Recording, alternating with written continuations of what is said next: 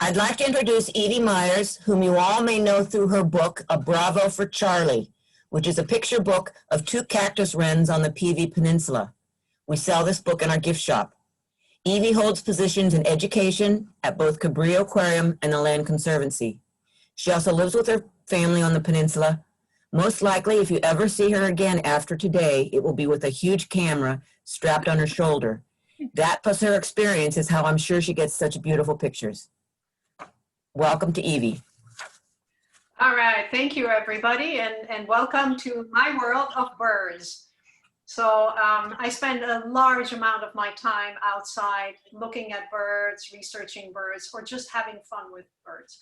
And one of the things I have done is I have participated in a citizen science project with the Land Conservancy about Cactus Wrens, and that started in 2014. So the bird I will be talking about today is the coastal cactus wren at Alta Vicente.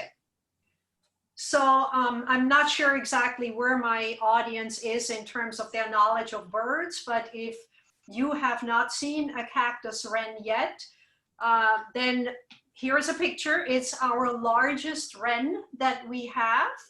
It is, it's about 8.5 inches tall, and it has a wingspan of 11 inches.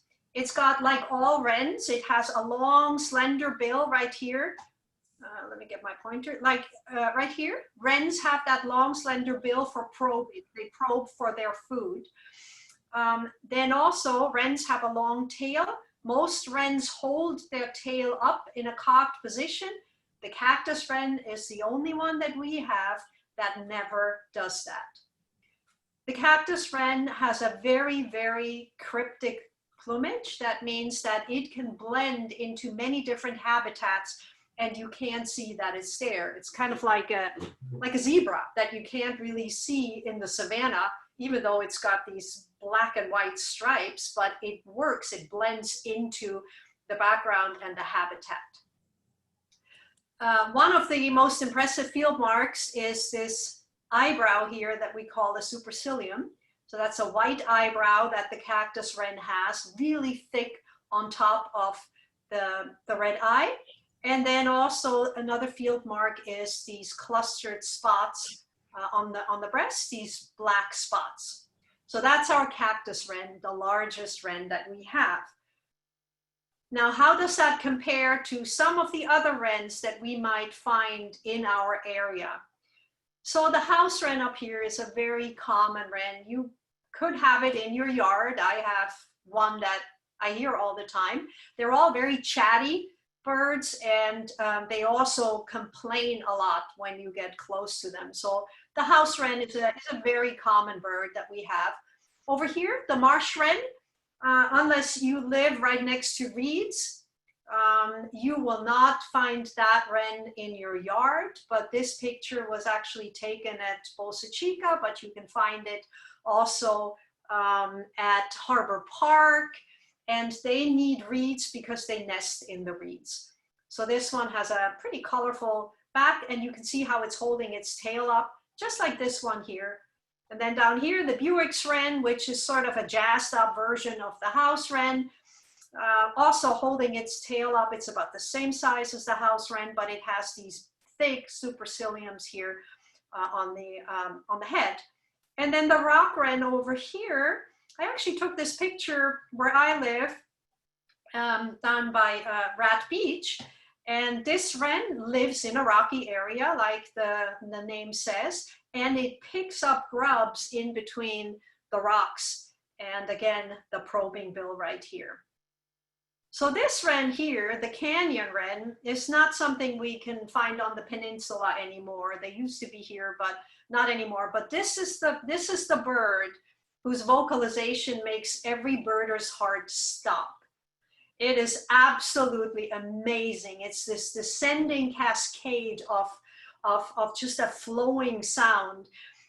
But you have to go about as far as Malibu Canyon, which is where this picture was taken, to actually find that wren. So technically it's not in the South Bay area, but I just wanted to throw it in there so that you have a complete picture of all the wrens we have here.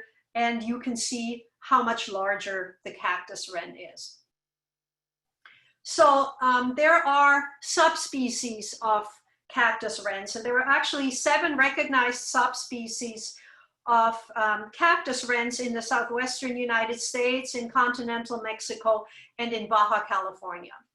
The one that we have here is the subspecies sandieguense, and it is found coastally in Southern California and in Baja California, and it is in old growth cactus of the coastal sage scrub.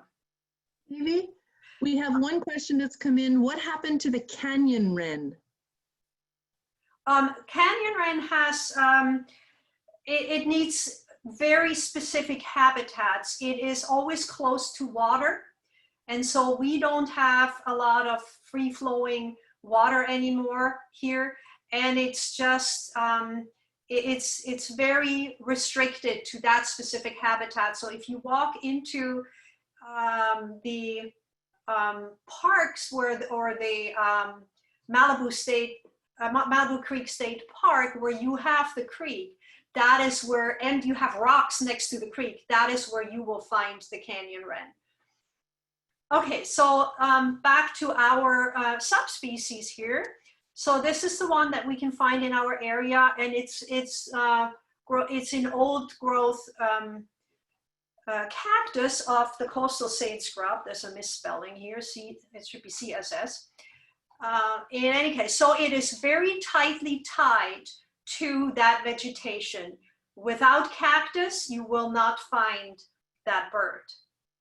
And it is distinguished from the other cactus wrens that we would find in the desert by larger ventral breast spots, and also it's a little less buffy on the abdomen. It is a rare bird for us, so it's a species of concern, but it is not listed on the endangered species list. That might not be so bad because it lives in the same habitat as the California gnatcatcher, the coastal sage scrub, right? And when that habitat is protected, it also protects the other birds that are in there. So indirectly through the California gnatcatcher, it is also protected in the coastal sage scrub. And like all cactus wrens, it is non-migratory. So these wrens don't go very far. They don't move more than about 2 miles or so. So they are definitely not migratory. So I'm just throwing in a couple of maps here so that you can situate yourself. We did this survey, and it started in 2014, but it's been going on every year. So what you see here, this map is Alta Vicente. So the lighthouse would be down here and City Hall would be up here. The brown is the trail. This is the trail that leads in from the church here. Forgot what the name of that church is, but there's a parking lot here. So there's a trail that comes in here, and then that trail goes up and then up a City Hall. So I worked mostly in the western area here, but there was also a survey going on in the eastern area. And you can see that the survey in the eastern area was right next to that plantation of cactus. And I'll talk to you about this later on, because this is a very special cactus that actually doesn't have any spines anymore. And it was interesting for us to see whether or not the cactus wrens would use that cactus as well. So I'll get to that. So when you start a survey, a bird survey, then you have a protocol. So there were many people who participated in this. It wasn't just me and a couple of colleagues, but we were out there every day, and we spent several hours twice a week in the field. And when you start a survey like this, for cactus wrens, you usually hear them first. They're really, really loud, noisy birds, complainers. And so you can point your head in the direction where the sound is coming from, and you'll probably see a bird hopping around like this one or this one here. So you get to see cactus wrens from a distance. And of course, we have binoculars with us and scopes with us so that we can zoom in on those birds. When you're in the field a little bit longer, and stand still and, you know, are not an intrusion into these birds' world, then you get a chance to actually see them pretty close. And I am absolutely convinced that during the course of this survey that we did, these wrens got used to us. They would not fly away when our group came in, but when people they didn't know walked by, they just dispersed. They went away and then they came back later on. So they kind of get used to a routine, and we were never really super close to them, so we never disturbed them. But so this is how you get some closer looks of cactus wrens. While we were doing this survey at the beginning, it was supposed to be a breeding survey to see if and how they breed on the peninsula. And it started out before the actual breeding season. So when you kind of start to get to know the lay of the land and where the birds are and where they hang out and where their territories are and what they do, you see a lot of personal care of themselves. So for birds, there's always a lot of preening. Preening has two main reasons. The first one is to get rid of little pests that might be sitting in your feathers. But the other reason is to really interlock each feather in the correct way so that all these barbules are interlocked and make a completely watertight shield. And so these birds are really watertight. That is their protection against the wet. So preening, incredibly important. When birds are not eating, they're usually preening. Here again, I'm not sure if it's aligning the feathers or if there was some kind of a little pest in the feathers that it pulled out. So that's a big part of what the birds do. This one here was a photograph that I took really super early in the morning. It was still very cold. Well, I mean, it's California. It was cold for us. But this bird was completely fluffed up. It was healthy. There was nothing wrong with this bird. I'm not sure what the reason was for this. Maybe it was having fun, but my guess is that it was just fluffing itself up to stay a little warmer until the temperature would rise a little bit. We saw them take dust baths. Again, they were in divots of the soil. And if you've ever been to Alta Vicente, you know that there's a lot of dirt, dry dirt most of the time that's sitting around there. And there are divots and holes in there.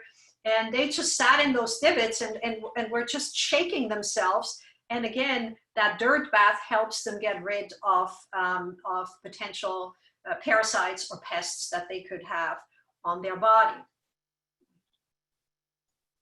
And eating, of course, they have to eat, and cactus wrens eat mostly insects, and that's what they hunt in and around the cactus, but you can also occasionally see them with small reptiles, or they could even eat the pulp of a cactus fruit or the juices that come out.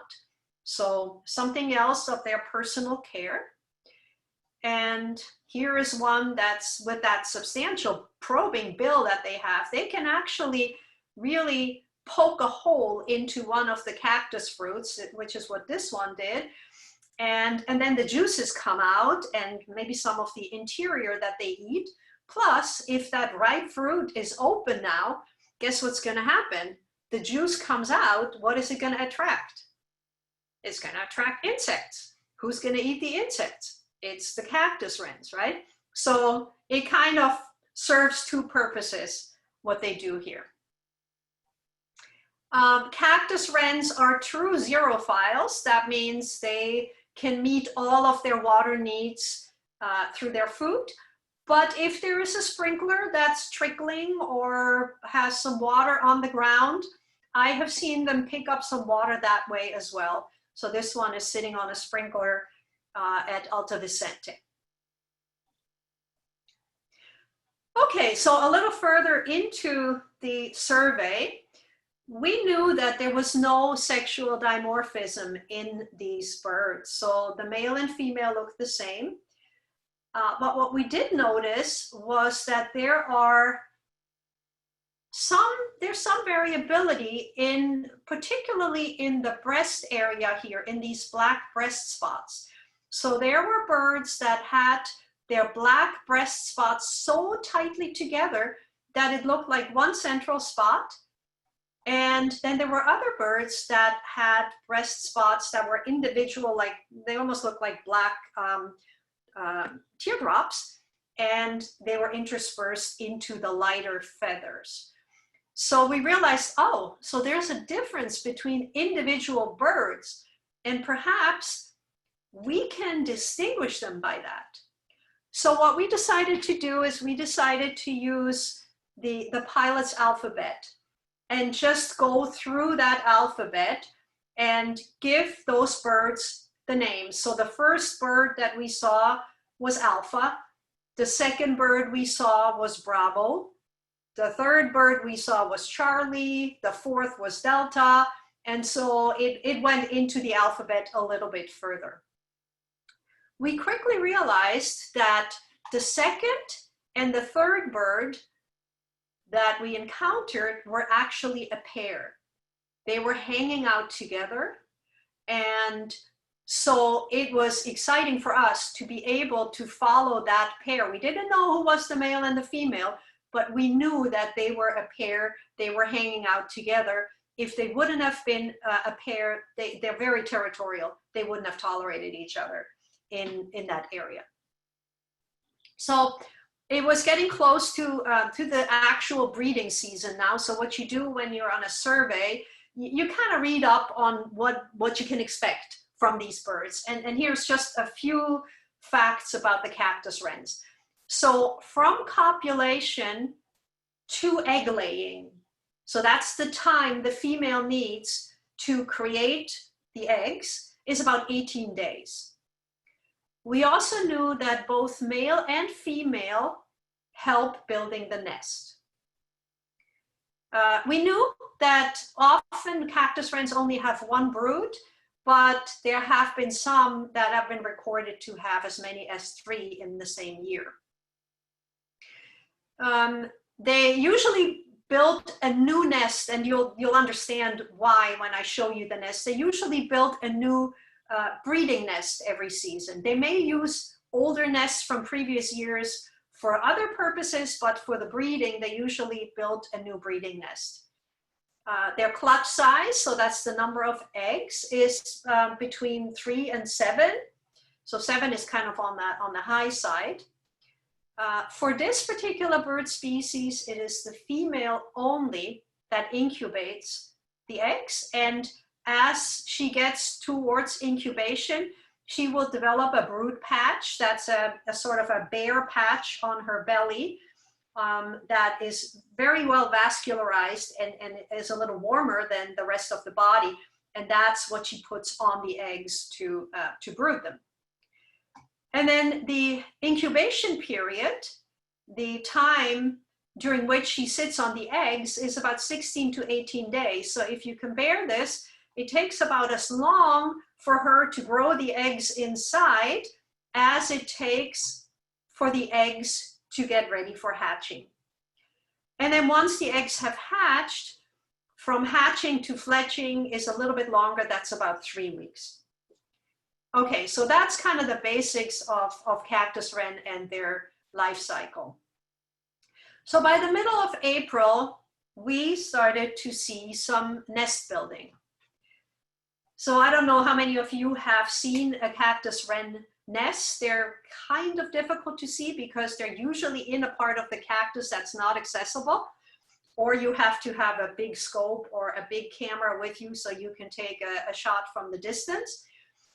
This is what the cactus wren nest looks like. So it's almost as big as one of these pads up here. It is a globular shape, and it's about the size of a football. It has an opening on the side, and it has a passageway that goes into the interior, And then there's a lower part down below in that nest where the female lays the eggs and where they hatch and where the youngs ultimately come out. Usually there is a platform to perch, in particular in front of the nests that are used for brooding. Because when they come in and bring their food in and go back out, and you'll see later on, there's a lot of business going on in and out of that nest. So that's very helpful if there is a little perch there. And so, as I said, these nests are usually very well hidden in the cactus, and that's of course on purpose. So predators can't get to them that easily. And then it is also known that cactus wrens build multiple nests. Some of them might just be decoys that they're not using for much. Others they might use for sleeping, for resting in there, but there's generally one super duper nest that's used for the brooding. So we watched these birds build. So that's now Charlie and Bravo, those two birds that we observed in the western area. So we watched them build this nest. It's a bit of a mess here still, but they were still bringing in material, and it's pretty sturdy and hard material, but it makes a good substrate to make one of these really sturdy football tunnel shaped nests. So both of them, the male and the female, were bringing in nesting material. They were adding on to the outside, and this particular one went inside. There must have been maybe a little hole or a little divot or something where she needed to put a little more of the material to make this the perfect nest for her eggs, or his. I'm not sure if this is the male or the female. They were both building the nest, and I can't see the front of the bird here. So here, this one is coming back out. And this was a busy, busy, busy time, this nest building. It was in, out, in, out. And as I said, it's both the male and the female. So this is the male here with the dark breast spot, and the female. And I will tell you why I know this is the male. It'll become obvious in a minute. But what I want to focus on here is, so this nest is pretty much complete. But they are still bringing material in, but this material now is of a different kind. So it is now fluffy and feathery and soft. There's soft plant material and also soft feathers that they must have picked up somewhere. They're not their own feathers, particularly this one is not their own feather. That's way too big. But these are feathers that they have found in the area, and these are very prized possessions. And so why did they bring these in? Well, this was to line the nest, to make it really soft and comfy on the inside for the young birds. So this was the lining that went on. So then do you know what the birth survival rate of the chicks is? I don't, well, I know for this particular brood here, and you'll find out at the end, because they live in cactus, they are very, very protected from predators. So snakes, for example, that could get to the eggs, or pack rats that could get to the eggs, they have a really, really hard time getting up the cactus through these spines. And even hawks that might hunt other birds have a really hard time going through these spiny cactuses. So I would say, compared to other birds, because they're in such a protected area, it's probably higher than other birds. So I would guess that, probably 2/3 of them survive, if not 3/4 of them survive, at least the first stages. Okay, so by the beginning of June, we saw mating. So for most birds, mating is, it's called the cloacal kiss. So birds have an opening that's called the cloaca at the end of their body. And that opening is used for many things. It's used for reproduction, but it's also used for getting rid of feces. And so it's kind of it can be kind of a messy part back there, but it has its own separate compartments. So the cloacal kiss, we saw about the beginning of June, we saw that cloacal kiss, and that was when the male bird sits on top of the female bird that's perched somewhere, and she moves her tail to the side. He sits on here, the cloacal kiss. He transfers his sperm to her, and that's it. So we saw the mating of our pair, Charlie and Bravo, but I did not have my camera up fast enough to show you that actual action. But what I can tell you is that the female here, so she was the one below. That's how I know that she's the female, and the male had the dark central breast spot. So the female here, this was just seconds after the copulation, where she then went to this cactus and started to have a little post-mating snack. So that's the fill-in here. I can't show you the picture, but we did see it happen, and we were so thrilled because from now on, we could easily tell, even with binoculars, we could easily tell which one was the male and which one was the female. And we wanted to see how they behaved during this whole brooding process and then raising the chicks. Okay, so copulation took place. So we knew, according to the numbers that we had read, we had about 18 days of Cactus Wren bliss, where we could just observe them. You know, she was growing her eggs inside, and we could just observe them doing all kinds of kooky things, you know, eating, defending the territory, stretching, jumping around, enjoying the last sun, jumping here, hiding in some native vegetation. So that period had a lot of activity going on for us, where they were both outside. And then towards the middle of June, we saw a change of roles. So the only bird we saw from now on in that particular territory was the male, the one with the dark central spot. And he defended the territory excessively. Cactus wrens are loud birds anyway, but now they were just on all the time. I mean, I got, when I parked up by City Hall and I walked down that steep trail, I was barely out of the car and I already heard the wrens vocalizing.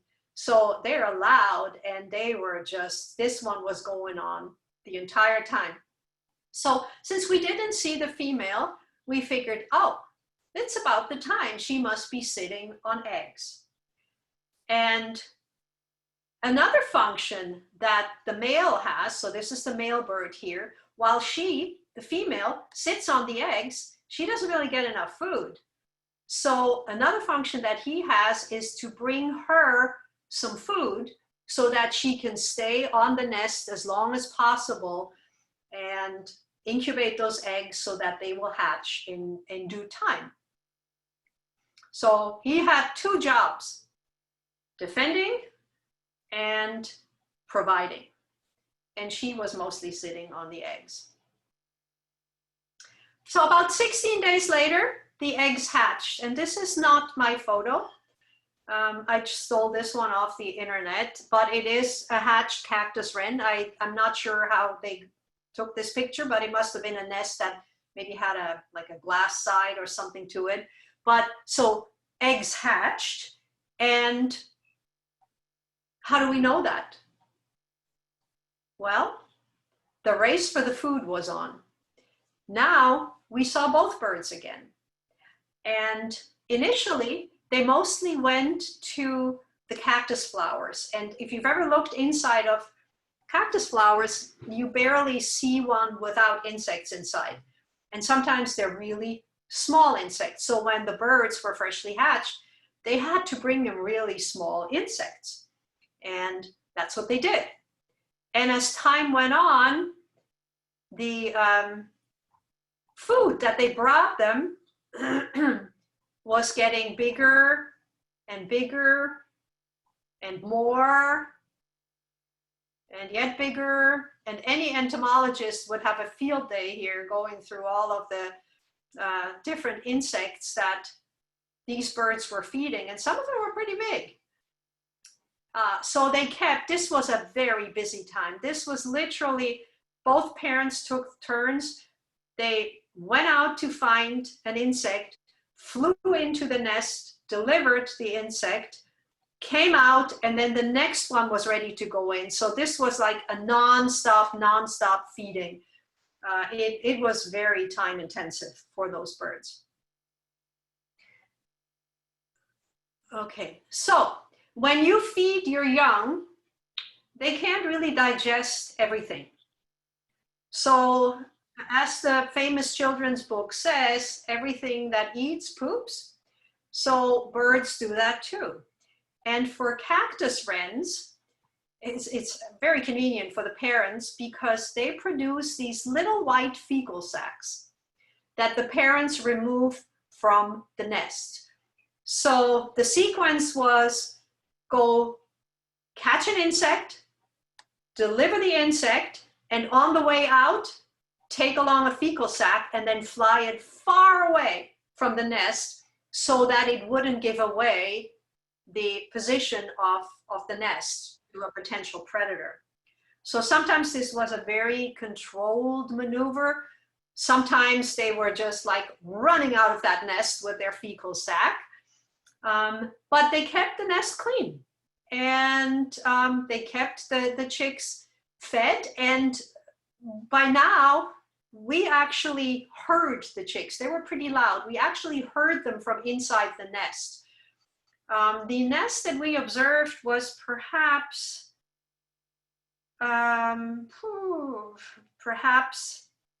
15 feet from the trail, between 10 and 15 feet from the trail. So we were pretty lucky that we had a nest that was that close, and that's how we could hear the little chicks inside.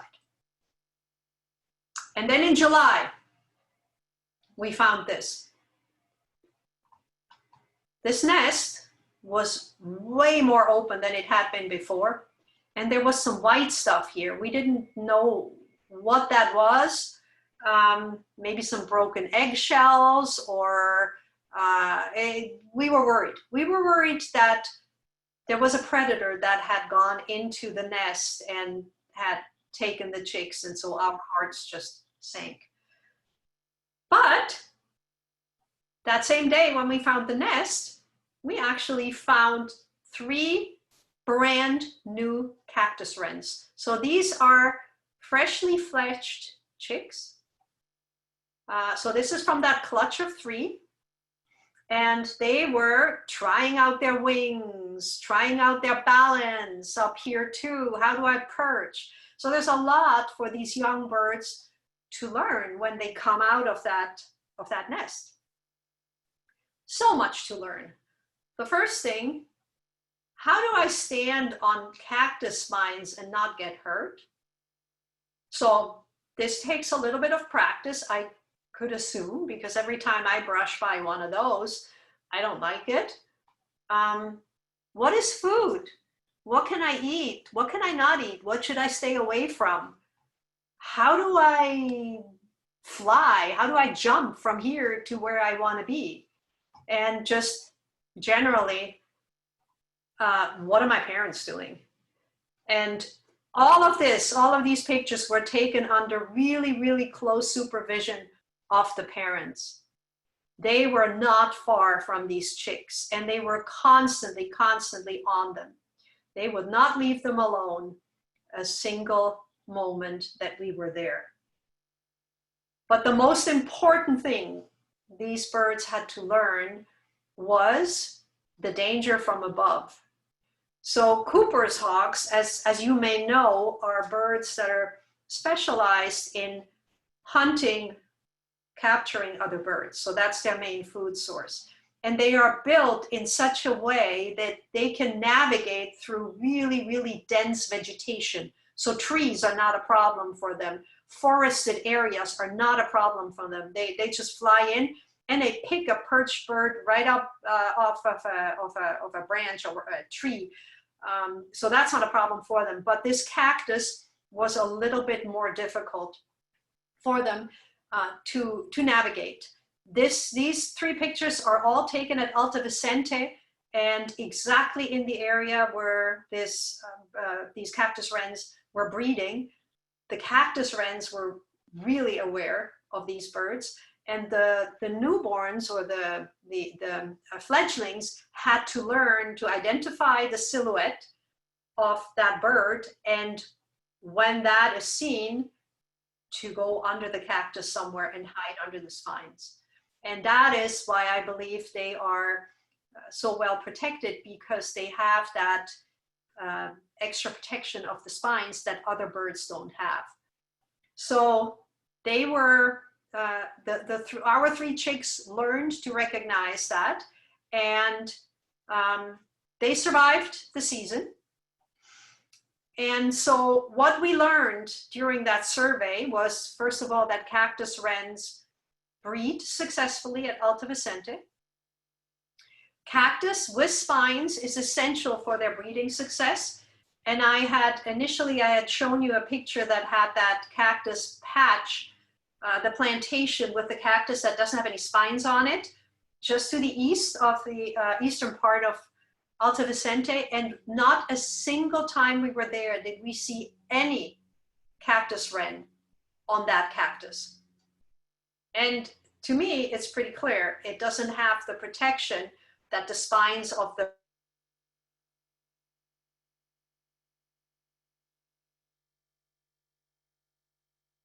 in any case, so restored coastal sage scrub is really, really important, or coastal sage scrub per se, but the Land Conservancy does bring back a lot of that sage scrub vegetation, and that's really important. With that, cactus wrens either live or don't live. And so the other thing that we learned was that fledglings practice under really, really tight parental supervision. I wasn't aware of that, but it felt like the parents were really, really good parents to those little birds. So it was a good season. We had 3 successful fledglings, and they all survived, lived through the Cooper's hawk, learned how to manage that, learned how to eat themselves, and learned how to be cactus wrens. And with that, I will stop my share. And if there are questions, I am happy to take them. Evie, Yes. it's Sue Walsh. Do the cactus wrens use the cholla cactus at all? Yes, they do. Yes, they do. They do, but the cholla, as you know, it doesn't give you that. It doesn't give you those big pads. Cholla is more elongated, so it doesn't give you as much protection, I think. But I have seen them perched on the cholla for sure. So they do use it, but I have not actually seen a nest in it. Thank you. Mm-hmm. Evie, Yes. can you hear me? Yes, I can. Okay, this is Susan Allowert. Were you surveyors all dressed the same? Because you said that the cactus wren would settle down when you were there, you and your team, but when strangers approached, they would become angry. How did those Well, cactus wrens yeah, tell no, the difference? maybe not angry, but they would, you know, fly away. Okay, so the first thing I have to say, as a field biologist, you're always dressed in field colors. So it's always the, you know, the olive green, the sort of like the natural colors.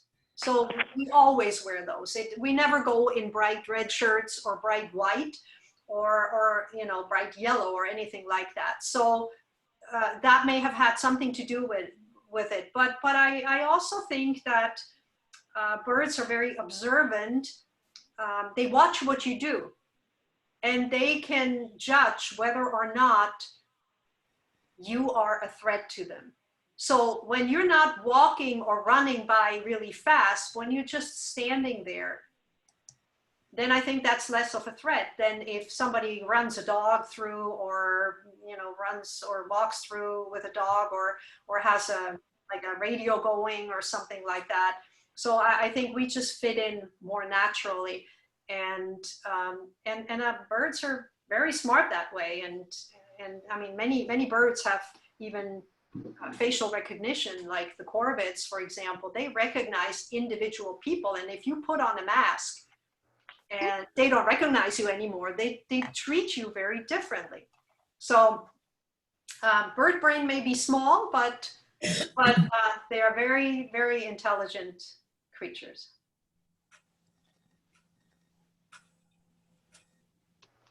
Any other questions?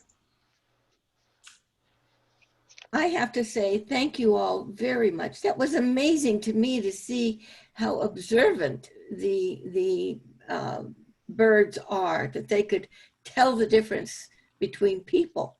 That's stunning. Yeah, well, I think it's just a question of behavior. They can judge different behavior. And I think generally as a field biologist, when you're out, you try and hide as much as you can, or blend in as much as you can. Like when I take pictures outside, I always try to stand in front of some kind of vegetation where I'm not silhouetted out against the sky. And so I blend in more, and I come across more naturally. But that's natural to a lot of us who do that for either a living or just for kicks. And so if you spend a lot of time, I mean, what you saw, the pictures that you saw, that took a whole season to take these photos. So it's not like we got there on day 1 and by day 2 we had it wrapped. So you have to be patient, and I probably, of our team, I spent the most time there. Towards the end of the breeding season, I was there every day, and I was there like when the sun came up, and I was there when the sun came down, and so I spent an excessive amount of time in the field observing my birds, and I became very personally attached to that pair, Charlie and Bravo. And when that Cooper's hawk flew by, as much as I respect Cooper's hawks, I was not on his team, because I was like, yeah, I got really tense until he was out of sight again, because it would have been horrible for me if he would have captured one of the cactus wrens that were so familiar to me. But I think because of where they live and where they nest, they are relatively protected from other birds or other type of predators. Evi, what group is this that formed this team? Conservancy. Oh, it's the Palos Verdes Peninsula Land Conservancy. Oh, okay. And we just signed up for different days, and so we had 4 people on our team. I forgot now, it's been too long. I forgot what weekday it was that we went, or what weekdays. I think it was one weekend and one weekday. But for me, it was every day anyway. Evi? Yeah. Evi, ask Sam Wilson to repeat his story about the Jenny Wren. Okay.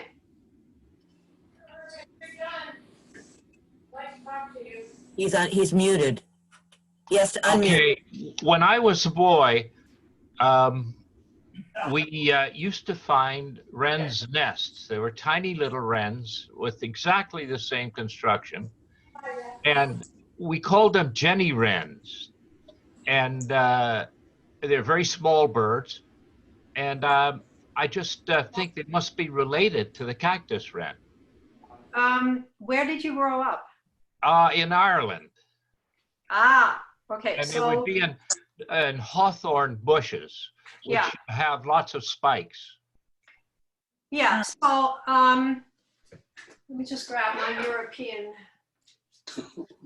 Looks like we need to go to Wikipedia. I just grabbed my European book here. The first Okay. Now, that may just have been a local common name. It wasn't Yeah. certainly a biological. Huh. So not all wrens make a nest like this.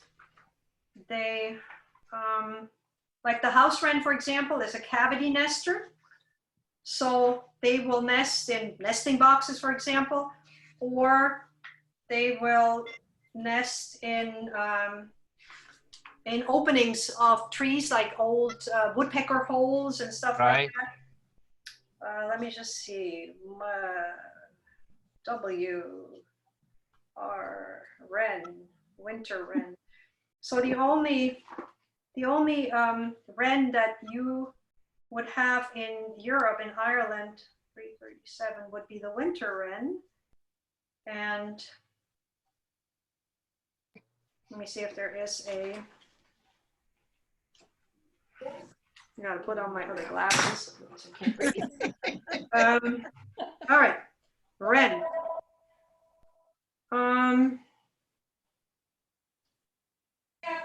Common garden bird in some parts of its range, but a shy and elusive forest dweller elsewhere. Let's see if there's a different breeds in woodlands. Unmuted. Did you live close to the woods? Yeah. Resident in much of Europe. Very small. Yeah. Small tail, also short neck, reddish brown, blah, blah, blah. Rather subject, quite, bill quite long. Voice, nervous rattling. It does not tell me about the nest here. But The nest was a little house like the cactus wren, a little smaller. Yeah, I would admit your little finger would be the size of the opening. Well, Wow. oh, well then if it was a cavity nester, then it was definitely Yeah. that wren. I think Michael has a question. Yes, Michael. yes. What are the main predators of the cactus wren? Well, I mean, potentially now that we have at Alta Vicente or at Point Vicente, we have peregrine falcons. So that's another bird that hunts other birds in flight. So the birds that would be a potential danger would be the peregrine, the red-shouldered hawk, and the Cooper's hawk. Those are the three raptors that we have in the area that can be dangerous to other birds. As I said, the cactus wrens are protected through the spines, but sometimes they perch on a plant that is pretty open. And so then they would be accessible for these birds. Snakes would also go into nests. They would eat eggs, and potentially they would also eat little hatchlings. Ravens or crows go to other nests. I had a friend who had an oriole nest in his front yard, and was all getting ready for those to hatch, and the crows found out about the nest and took the nest down and ate the birds that were inside. So that's another bird that could be a potential danger for the eggs or for the freshly hatched birds. And then snakes, if they can slither into the nest, they could get to the eggs as well. And the nests are not usually low enough so that something like a raccoon or a fox could get them, but pack rats could climb up the cactuses and could potentially get into the nests as well. So there's a difference between predators for the adult bird and predators for the eggs or the hatchlings. So they're slightly different. Thank you. Wow. You're welcome. Evi, are there other bird types that your group is tracking? Well, right now I track birds all the time. but not in the sense that we work with a protocol that everyone on the entire survey uses. So we had exactly the same protocol that we used. Every group that went in stopped at the same places for the same amount of time, wrote down the same behaviors, filled out the same protocols so that it would make statistic significance after we were done with the survey. But as far as the Land Conservancy is concerned, I think the only serious survey is the Cactus Wren, and then where you survey the Cactus Wren, you also survey the California gnatcatcher. So that's a listed species. So those two would be the two main birds that would be birds of concern. And then, you know, we have other birds that are birds of concern. So those are the snowy plovers and the least terns, and those are all birds that are, the population is on the decline, and so there are definitely surveys going on for those birds. I am not personally involved in those.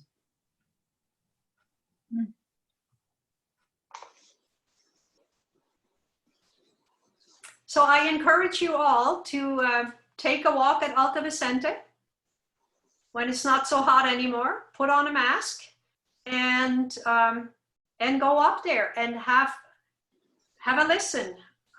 Maybe I can play this for you. Let's see. It is quite amazing how the Cactus Wren, once you hear it, you cannot mistake it for anything else. I'm just trying to get to my Wren here, Wren, cactus, here, sound. So I'm gonna hit this. Okay.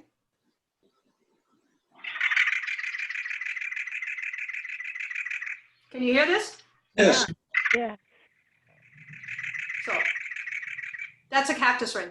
There is no other bird. Wow. It can also be faster. But when you hear this, there is no mistake. I mean, you cannot mistake this bird for any other, this vocalization for any other bird vocalization. So in that case, it's pretty easy to hear Cactus Wrens, and then if you have your binoculars with you, direct them towards where you heard the sound, and you may be lucky and see the Cactus Wrens there. Evie, Yes. this is Susan Allward again.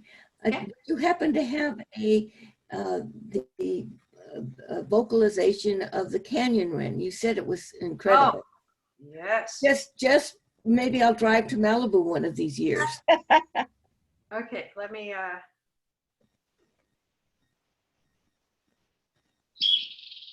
wait, hang on. Nope, that's not the one I want.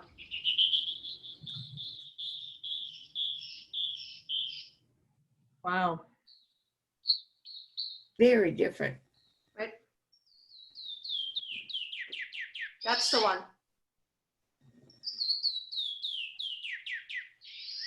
So it's this descending cascade of vocalization. Yeah. So they have different ways to vocalize, but it's that descending, that sort of sad descending gurgle of it almost sounds like water to me that's coming down. It's something that speaks to me. And it makes a lot of birders' hearts stop when they hear it. So that's another one of those birds where you know immediately what it is. If you're in a narrow canyon and you can't see the bird, you know it's there when it vocalizes. And so, you know, there's many reasons to love birds, like I love birds, but one of them is that they always give you two chances. You hear them and you see them. And so they play into each other, right? And so some people are incredible birders by ear. They don't even have to see the bird. They know exactly they're in a forest somewhere and they just hear. And that counts because they're very, very specific vocalizations for every bird species. And if you're an expert in that, then that's all you need. If you are just interested in, I have a cat. It's a colossal kiss of the cat there, huh? What's happening? He was interested in the birds too. So, What happened? I didn't see it. oh yeah, well, it was, you had to be there. This is Herb Raymond. This is my cat that decided to take in the lecture and see what birds were on. So yeah, so bird vocalizations are incredible. And if you are an expert in that, it's really fun to go birding with those people because they always hear them. And then, you know, you, at least you know to look in what direction to look. Sure. So that's very good. I recognize some birds by sound, but I'm by no means an expert in that. But I try and learn a couple more every year so that I get better at that. But there's some that are just, you cannot mistake them. Like a peacock, for example. If you hear a peacock, you know there's a peacock, right? Because there is no other bird that makes that noise. So thank goodness. yes, I agree with you. I love peacocks, but not on the peninsula. They have their place. In India. That's right. So I encourage you now in the time of COVID where it's probably the best place to be is probably somewhere out in nature. Go for a walk, make sure you're socially distanced, take your mask along. But the amount of recharging that I get from going outside is just tremendous. And just yesterday I was at Bolsa Chica and I saw something. You all know what a snowy egret is? Yeah.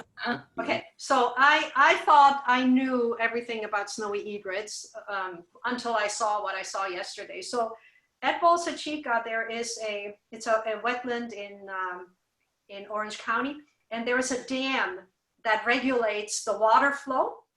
And at that dam, you often get little eddies of water. So yesterday, there was maybe a 2-foot long piece of like a 2x4 or something floating on the water there. And it was going around in the eddy. And there was a snowy egret sitting on a wall and saw that floating wood. He jumped onto that wood and was surfing the water there and was now over much, much deeper water than he could normally be because they hunt from a standing position, right? So they're never in water that's deeper than their legs.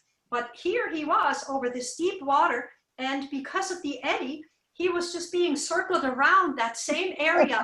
In the 20 minutes that I was there, he caught 5 fish, and they were so big. Awesome. You can't tell me birds are not smart. And this was the most amazing thing. And I constantly, when you're out in the field and you know, you observe birds, I'm constantly surprised by things of that behavior that birds I thought I show, but I had never seen it before. So it's good. And for 20 minutes, I totally forgot COVID. It exists for me because I was all with this bird. So I encourage you to have experiences like that so that at least your mind is somewhere else for just a few minutes. Yep. And you can kind of recharge and see that there are other things that are still happening. Yeah. Okay. Great. Great story. All right. Are there any more questions? Evie, Yes. it's Susan again. I would like you to list again the birds species that you know that are endangered here on the peninsula that you are aware of? The California gnatcatcher. Well, the cactus wren is not listed, but it's a species of concern. It's a subpopulation, so it's the coastal subpopulation of the cactus wren. And then there is the least tern. That's our smallest tern that we have. And the snowy plover. So those are the 4 birds that are species of concern. That are fun to observe. Currently, I was at Hermosa Beach last week, and there were 17 snowy plovers there. So they come in, they don't nest at Hermosa Beach. Snowy plovers nest in divots in the sand. So they don't build a nest. It's just a little divot, and they lay their eggs in there. But for that to be successful, they need the beach to be at least partially undisturbed. And beaches that get groomed, like our beaches here, it's impossible for those birds to breed here. They do come and land here, so we get them over the winter. And I have seen them breed in the Malibu Lagoon, where they have an enclosure that's set apart and has signs that were made by school children about snowy plovers and please don't go inside.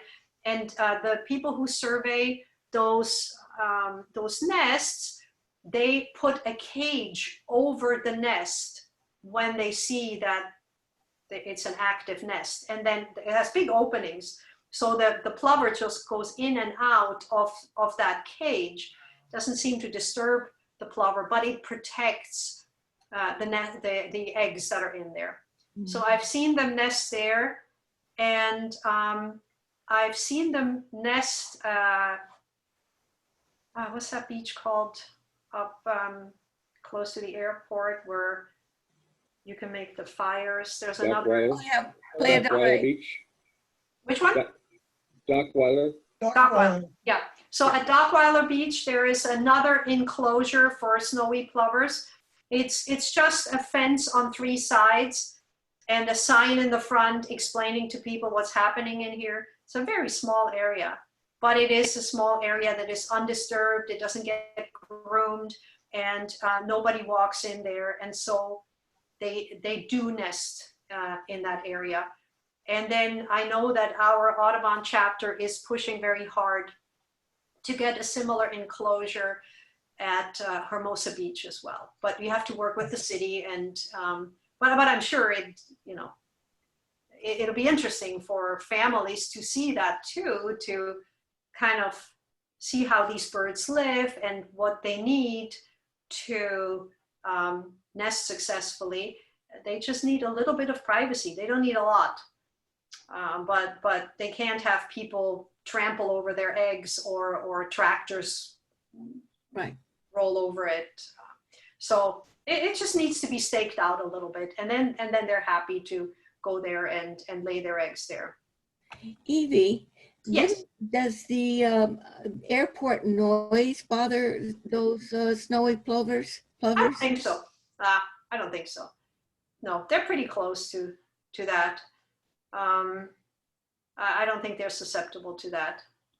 It's not They're human beings. It's not in the threat category. It may just be loud, but I don't think that's a problem.